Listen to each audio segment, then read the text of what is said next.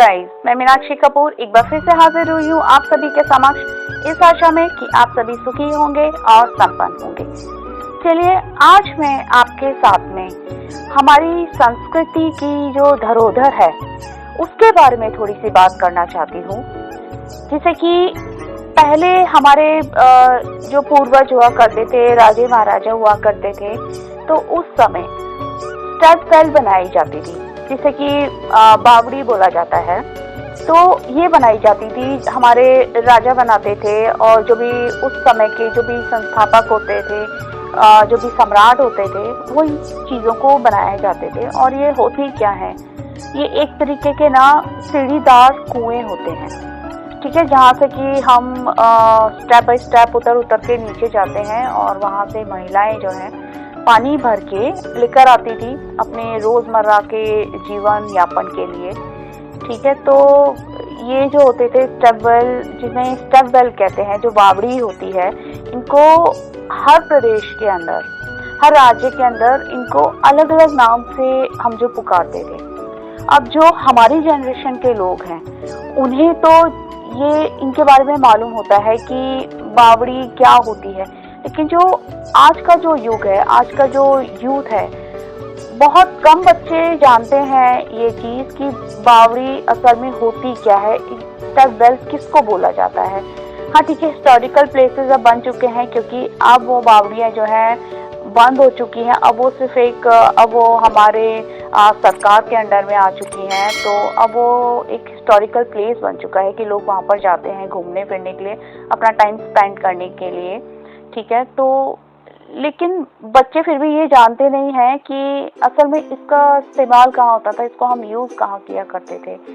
तो ये जो सीढ़ीदार जो कुएं होते थे, इनको कुएं भी बोल देते, तालाब भी होते थे, कुंड भी होते थे, मतलब कि इनको हम किसी भी नाम से पुकारते थे इनमें से।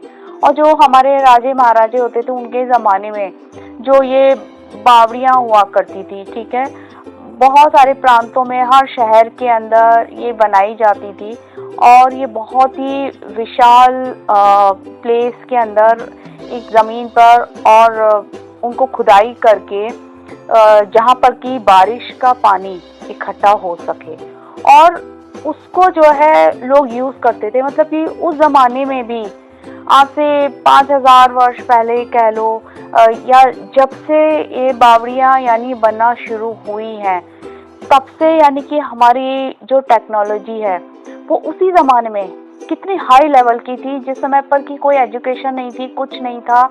और उस समय के जो आर्किटेक्चर होते थे उनका माइंड इस लेवल का होता था कि आज जो है इंजीनियरिंग करने के बाद में जो बच्चे होते हैं उनको सिखाई जाती हैं कि कहाँ से आपको कितना रेशियो में क्या करना है, क्या नहीं करना है, कितना स्ट्रॉन्ग बिल्डअप चीज़ को करनी है, कैसे निर्माण करना है, आज ये चीज़ें सिखाई जाती हैं। जो आर्टिस्ट होते हैं, जैसे फाइन आर्ट्स हो गया, फाइन आर्ट्स के अंदर सिखाया जाता है कि स्कल्पचर कैसे बनाए जाते हैं, मूर्ति कैसे बनाई जाती है, ठीक है। लेकिन उस ज़माने में तो खुद इतने कलाकार अपने अंदर सक्षम थे कि उन्होंने एक पत्थर के अंदर ही उनको जो है पूरा का पूरा तराश लिया जाता था। जो हमारे भगवान होते थे, जैसे कि राधा कृष्ण हो गए और हमारे गणपति जी हो गए, हमारे देवी माता हो गई, जितने भी हो गए, शंकर भगवान हो गए, शंकर पार्वती की जो भी गाथाएं हैं, यानी कि वो जो बावड़ियाँ होती थी, बावड़ियों के अंदर हर जगह पर हमारे जो भगवान है, प्राचीन भगवान है, उन सबको जो है वहाँ पे दर्शाया जाता था अलग अलग रूप में। और हर रूप में जो उनको दर्शाते थे उसमें उनकी कहानी बताई जाती थी। ऐसा नहीं कि खाली मूर्तियाँ बनाई और वहाँ लगा दिया और रख दिया, उनके रूप में एक पूरी कहानी को दर्शाया जाता था।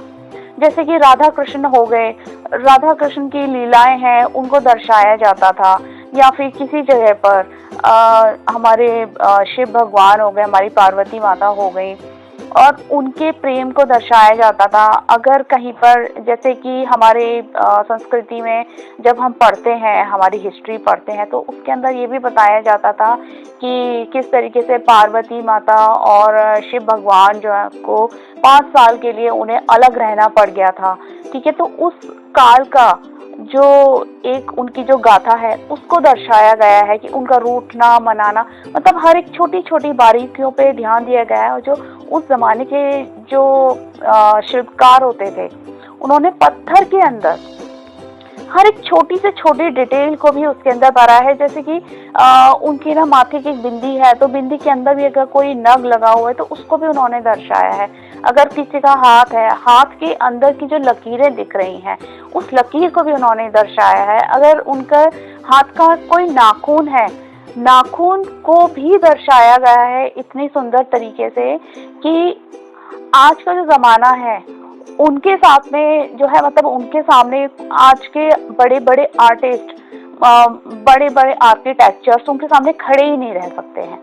यानी इस लेवल की चीज उस जमाने में भी बनाई जाती थी, ठीक है। और ऐसा जो हमारे साहित्यकार हैं, उन्होंने अपनी रचनाओं के अंदर जो बावड़ियां हैं, ठीक है, उनका ये उल्लेख किया है कि सर्वप्रथम सबसे पहले जो बावड़ी की शुरुआत हुई थी वो हुई थी गुजरात से हुई थी। गुजरात से जाकर फिर राजस्थान में हुई और धीरे धीरे करके बहुत सारे प्रांतों में, दिल्ली में भी हुई, दिल्ली शहर के अंदर हुई, गुजरात हो गया, राजस्थान हो गया, दिल्ली हो गया, कर्नाटका हो गया। मतलब कि ऐसे सब जगहों पे हमें आज ये हमारी जो संस्कृति की जो धरोहर है ना, जो जिसे हम स्टेप बेल कहते हैं, बावड़ी कहते हैं, वो हमें कहीं ना कहीं देखने को मिल जाती है। बस किसी जगह पर जो है कि वो बिल्कुल मेंटेन उनको किया गया है सरकार के थ्रू, किसी जगह पर क्योंकि छोटी थी तो इतनी ज़्यादा मेंटेन नहीं है, लेकिन आज के ज़माने में भी वो हमें देखने को मिल जाती हैं कहीं ना कहीं, ठीक है। और इनको ना पहले ज़माने में ना इनके नाम भी अलग अलग हुआ करते थे, इनको अलग अलग नाम से पुकारा जाता था। जैसे कि कन्नड़ हो गया, कन्नड़ के अंदर इसको जो है कल्याणी या फिर पुष्करणी बोला जाता था। मराठी भाषा के अंदर इसको बारब बोला जाता था। गुजराती भाषा में इसको वाब बोला जाता है, ठीक है। और जो प्राचीन युग है, जो प्राचीन युग था, उसके अंदर इसका उल्लेख जो है संस्कृत भाषा में होता था, जो कि संस्कृत भाषा के अंदर इसको शकंधुनी या करकंधु मतलब या वापिका इस नाम से पुकारा जाता था। और मान्यता यह है कि ये जितनी भी बावड़ियां बनाई जाती थी, ये सारी की सारी ज्यादातर जो हिंदू राजा होते थे उनके द्वारा इसको बनाया जाता था। और आपको ये बावड़ियां देखिए गुजरात के अंदर मिल जाएगी, जो कि बहुत फेमस बावड़ी है गुजरात के अंदर, तो पाटन शहर के अंदर रानी की बाव जिसे कहते हैं, ठीक है।